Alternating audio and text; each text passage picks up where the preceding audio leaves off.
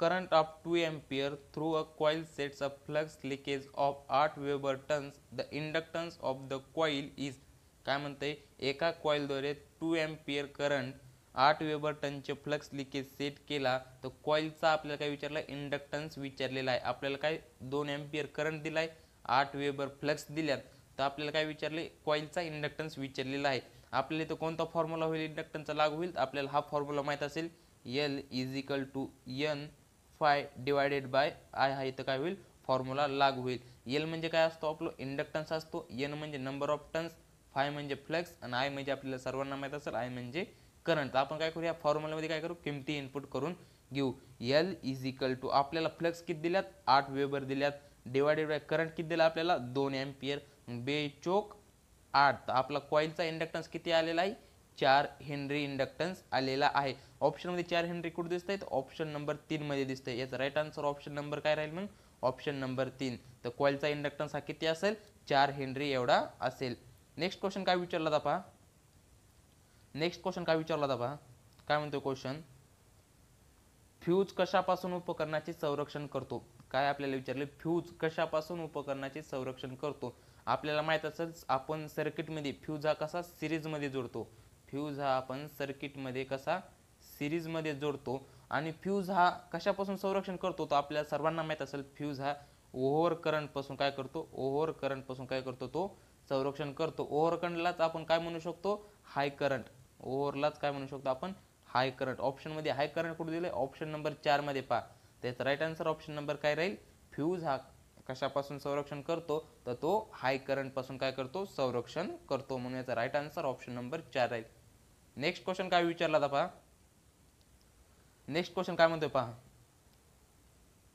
काय विचारलाय, झिनर diode are use primary आज. काय झिनर डायोडचा प्रायमरी उपयोग काय आहे. आपल्याला सर्वांना हा क्वेश्चन माहिती असेल, आपल्या हाताखालून कमीत कमी 10 ते 15 वेळा हा क्वेश्चन गेलेला असेल सर्वांच्या. Zener diode are use primary as. तर झिनर डायोडचा प्रायमरी यूज काय करतो आपण, व्होल्टेज रेग्युलेटर्स मध्ये काय करतो, प्रायमरी उपयोग करतो. म्हणून याचा राईट आन्सर ऑप्शन नंबर 1 राहील, व्होल्टेज रेग्युलेटर्स. नेक्स्ट क्वेश्चन काय विचारला होता, नेक्स्ट क्वेश्चन काय म्हणतोय पहा, काय विचारला क्वेश्चन पहा, the gauge of super enamel wire is measured by. काय सुपर इनॅमल वायरचे मापन याद्वारे केले जाते. काय आपला सुपर इनॅमल वायर आहे ते आपण कशाने मोजू शकतो ते विचारले. ऑप्शन 1 पहा, स्क्रू गेजने. आपण स्क्रू गेजने काय मेजर करतो, आपण पातळ ताराचे गेज, काय पातळ ताराचा गेज आपण काय करू, स्क्रू गेजने मेजर करतो. वायर गेजने काय करतो, वायर गेजने आपण काय मेजर करतो, तर आपण वायर गेजने काय करतो, सुपर इनॅमल वायर काय करतो, मेजर करतो. म्हणून याचा राईट आन्सर ऑप्शन नंबर काय राहील, या प्रश्नाचा राईट आन्सर ऑप्शन नंबर 2 राहील, वायर गेज. आपण खालती बी पाहू, ऑप्शन नंबर 3 हँड ड्रिल. काय हँड ड्रिल, एक मिनिट, हँड ड्रिलचा उपयोग कुठं करतो आपण, तर हँड ड्रिलचा आपल्याला माहित असेल, लाकडी फळ्यांना काय छिद्र पाडण्यासाठी काय करतो आपण, हँड ड्रिलचा उपयोग करतो. ऑप्शन 4 पहा, स्टील रूल. हे सर्व तुम्हाला माहित असायला पाहिजे. स्टील रूलचा उपयोग कुठं करतो, मार्किंगच्या कामात लांबी मोजण्यासाठी काय करतो, स्टील रूलचा उपयोग करतो. आपल्याला याचं राईट आन्सर ऑप्शन काय भेटलं, क्वेश्चन नंबर 3चं काय विचारलं होतं, सुपर इनॅमल वायर कशाने मोजू शकतो, तर तो आपण कशाने मोजू शकतो, वायर गेजने मोजू शकतो. म्हणून याचा राईट आन्सर ऑप्शन नंबर 2. हे पण बाकीचे सर्व लक्षात असू द्या. याचा राईट आन्सर ऑप्शन नंबर 2 राहील. नेक्स्ट क्वेश्चन काय विचारला होता पहा, एकदम सोपा क्वेश्चन विचारलाय. काय विचारला, द चार्ज ऑफ न्यूट्रॉन. न्यूट्रॉनचा चार्ज विचारलेला असेल. न्यूट्रॉनचा चार्ज आपल्याला सर्वांना माहिती असेल, न्यूट्रॉनचा चार्ज हा काय असतो, पॉझिटिव्ह, सॉरी 0 असतो. काय न्यूट्रॉनचा चार्ज हा 0 असतो. पॉझिटिव्ह चार्ज हा कोणाचा असतो, पॉझिटिव्ह चार्ज हा प्रोटॉनचा असतो. कोणाचा असतो, प्रोटॉनचा हा पॉझिटिव्ह चार्ज असतो. निगेटिव्ह चार्ज हा कोणाचा असतो, इलेक्ट्रॉनचा निगेटिव्ह चार्ज असतो. आणि 0 हा चार्ज न्यूट्रॉनचा असतो. इलेक्ट्रॉनचा चार्ज निगेटिव्ह असतो, प्रोटॉनचा चार्ज पॉझिटिव्ह असतो. याचा राईट आन्सर ऑप्शन नंबर 4 राहील. नेक्स्ट क्वेश्चन काय विचारला होता पहा, काय विचारला क्वेश्चन पहा, काय म्हणतोय, overhead telephone wire are made of. Overhead telephone काय लाईन खालीलपैकी कशापासून असते, तर आपल्याला सर्वांना माहित असेल, ओव्हरहेड टेलिफोन लाईन ही स्टील वायर पासून काय केलेली असते, बनवलेली असते, स्टील वायर. म्हणून याचा राईट आन्सर ऑप्शन नंबर 3 राहील. ओव्हरहेड टेलिफोन लाईन खालीलपैकी कशापासून असते, तर ती स्टील वायर पासून बनवलेली असते. म्हणून याचा राईट आन्सर ऑप्शन नंबर 3 राहील. नेक्स्ट क्वेश्चन काय विचारला होता पहा, काय म्हणतो क्वेश्चन पहा, which of the following has negative temperature coefficient. काय खालीलपैकी आपल्याला काय विचारले, निगेटिव्ह टेम्परेचर कोएफिशियंट विचारलेलं असेल. आपल्याला माहित असेल आपले 3 काय टेम्परेचर कोएफिशियंट आहे. कोणता, एक पीटीसी असेल, दुसरा एनटीसी आणि तिसरा झेडटीसी. पीटीसी म्हणजे काय आपल्याला माहित असेल, टेम्परेचर वाढला असता इथं काय होतो, रेजिस्टन्स सुद्धा काय होतो, वाढतो. म्हणजे याचा कसं आहे, डायरेक्टली प्रोपोर्शनल आहे. पॉझिटिव्ह टेम्परेचर कोएफिशियंट म्हणजे काय, डायरेक्टली प्रोपोर्शनल. एनटीसी म्हणजे काय, टेम्परेचर वाढला असता काय होतो, इथं रेजिस्टन्स कमी होतो. म्हणजे याच्या इनव्हर्सली प्रोपोर्शनल कोण आहे, एनटीसी. आणि झेडटीसी म्हणजे तुम्हाला सर्वांना माहित असेल काय, टेम्परेचर वाढले असता किंवा कमी झाले असता रेजिस्टन्स हा कसा असतो, कॉन्स्टंट असतो. कसा, पॉझिटिव्ह टेम्परेचर, निगेटिव्ह टेम्परेचर आणि झिरो टेम्परेचर कोएफिशियंट. पॉझिटिव्ह टेम्परेचरमध्ये काय, टेम्परेचर वाढला असता काय होतो, रेजिस्टन्स वाढतो. आणि टेम्परेचर कमी झाले असता रेजिस्टन्स काय होतो, कमी होतो. तसंच निगेटिव्ह मध्ये काय, टेम्परेचर वाढले असता रेजिस्टन्स कमी होतो आणि रेजिस्टन्स कमी झाला असता टेम्परेचर वाढतो. याचे कसं इथं इनव्हर्सली प्रोपोर्शनल आहे. हे कसे इनव्हर्सली प्रोपोर्शनल आहेत, रेजिस्टन्स आणि टेम्परेचर कसे ते इनव्हर्सली प्रोपोर्शनल आहे. कशामध्ये, निगेटिव्ह मध्ये. आणि झिरो टेम्परेचर कोएफिशियंट म्हणजे काय, टेम्परेचर वाढला असता किंवा कमी झाले असता रेजिस्टन्सवर काही परिणाम होत नाही.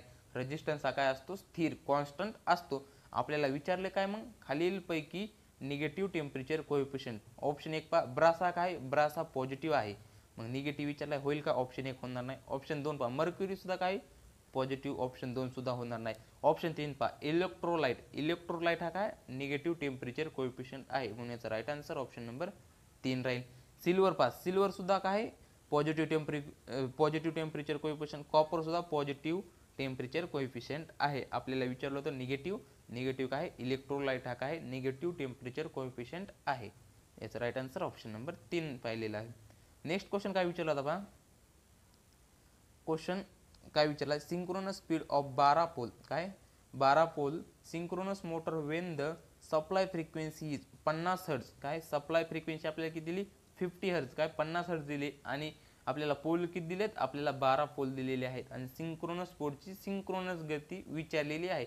आपल्याला एनएचचा फॉर्म्युला सर्वांना माहिती असेल, N H is equal to 120 F हा आहे एनएचचा फॉर्म्युला डिवायडेड बाय पी. तर आपल्याला काय काय दिले पहा, आपल्याला फ्रिक्वेन्सी 50 हर्ट्ज दिली आणि आपल्याला काय दिलं, अजून पोल किती दिलेत, पोल हे 12 पोल दिलेले आहेत. मग काय करू, ह्या फॉर्म्युल्यामध्ये किमती इनपुट करून घेऊ. आपण काय करू, एकदा फ्रेश लिहून घेऊ. आपण फॉर्म्युला काय पडला, N S is equal to 120 F divided by P. या फॉर्म्युल्यामध्ये काय करू, आपण किमती इनपुट करून घेऊ.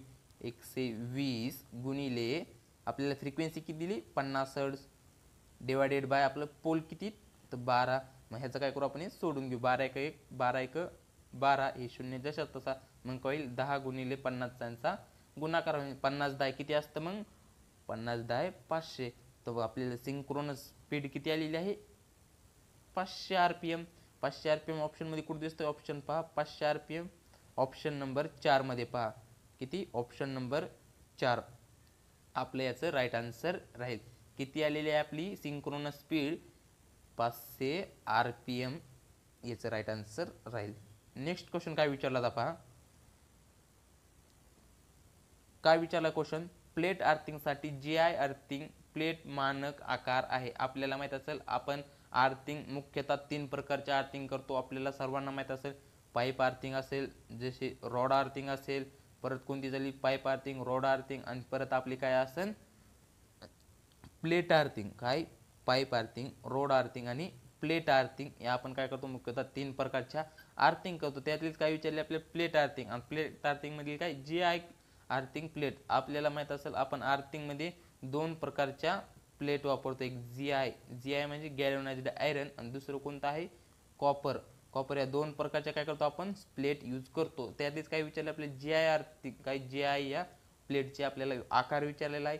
आपल्याला सर्वांना माहित असेल GI आकारचा, GI म्हणजे गॅल्वनाइज्ड आयरन या प्लेटचा आकार हा 60 × 60 6.35 हा काय GIचा. तसंच कॉपरचा तुम्हाला माहित असायला पाहिजे, कॉपरचा किती आहे तर 60 × 60 × 3.15 किंवा 3.18 हा काय आहे कॉपरचा आहे, कॉपरचा.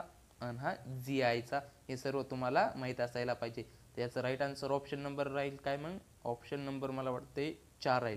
काय 60 × 60 6.35 हा काय ZI अर्थिंग प्लेटचा मानक आकार आहे. आणि आपण ह्याचा काय पाहिला तर आपण हा कॉपरचा होईल. काय 60 × 60 3.15 किंवा 3.18 एवढा काय असतो कॉपरचा आकार असतो. क्वेश्चन काय विचारला पहा, what kind of semiconductor is formed when phosphorus is added to silicon. काय फॉस्फरसला सिलिकॉनमध्ये मिसळल्यानंतर कोणत्या प्रकारचा सेमीकंडक्टर बनतो. आपल्याला सेमीकंडक्टर माहीत असेल, हा सेमीकंडक्टर करतो. मी काय करतो शॉर्टमध्ये लिहून घेतो कारण की आपल्याला जागा पुरणार नाही लिहायला. मग काय आपण सेमीकंडक्टरचे मुख्य 2 प्रकार पडतात, आपल्याला माहीत असायला पाहिजे. हे आपण काय केलं 2 प्रकार, एक इंट्रेन्सिक सेमीकंडक्टर आणि दुसरा काय आहे एक्सट्रेन्सिक सेमीकंडक्टर. कोणता इंट्रेन्सिक आणि एक्सट्रेन्सिक असे सेमीकंडक्टरचे मुख्य 2 प्रकार पडतात. इंट्रेन्सिक सेमीकंडक्टरचे उदाहरण सांगायचं झालं असता कोणता आपला सिलिकॉन असेल, परत कार्बन, परत आणि जर्मेनियम हे काय आहेत इंट्रेन्सिक सेमीकंडक्टरचे काय आहेत उदाहरण आहेत. एक्सटेन्सिक सेमीकंडक्टरचे उदाहरण सांगायचं झालं, एक्सटेन्सिक सेमीकंडक्टर परत त्याच्यात 2 टाईप पडतात, एक पी टाईप आणि एक एन टाईप. हा पी टाईप एक पडतो आणि दुसरी एन टाईप. पी टाईप आणि एन टाईप आपण पाहिलं.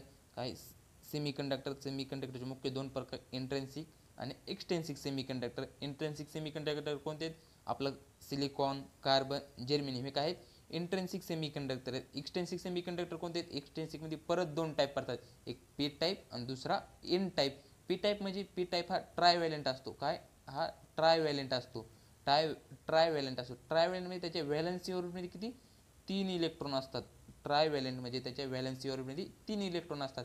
एन टाईप हा काय पेंटाव्हॅलेंट आहे. पेंटाव्हॅलेंट म्हणजे त्याच्या व्हॅलेन्सी ऑर्बिटमध्ये किती 5 इलेक्ट्रॉन असतात. आणि आपला जो इंट्रेन्सिक सेमीकंडक्टर आहे, इंट्रेन्सिक आपण शुद्ध सेमीकंडक्टर सुद्धा म्हणू शकतो. हा काय टेट्राव्हॅलेंट असतो म्हणजे याच्या व्हॅलेन्सी ऑर्बिटमध्ये 4 इलेक्ट्रॉन असतात. काय किती 4 इलेक्ट्रॉन असतात. पण आपल्याला क्वेश्चन काय विचारले पहा, फॉस्फरसला सिलिकॉनमध्ये मिसळल्यानंतर कोणत्या प्रकारचं सेमीकंडक्टर बनतो. आपल्याला माहिती इंट्रेन्सिक सेमीकंडक्टरमध्ये एखादा नवीन पदार्थ काय एखादा दुसरा पदार्थ कोणता एक्सट्रेन्सिक मधील एखादा पदार्थ ॲड केला असता त्याला काय म्हणतो आपण डोपिंग म्हणतो.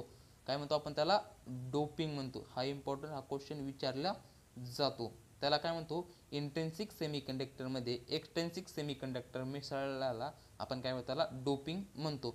पण आपल्याला काय विचारले फॉस्फरसला सिलिकॉनमध्ये मिसळण्यात कोणत्या प्रकारचा सेमीकंडक्टर मिळतो. फॉस्फरस हा कोणता सेमीकंडक्टर आहे, तो पी टाईप आहे का एन टाईप. आपल्या सर्वांना माहीत असेल फॉस्फरस हा काय एन टाईप सेमीकंडक्टर आहे. कोणता एन टाईप सेमीकंडक्टर आहे.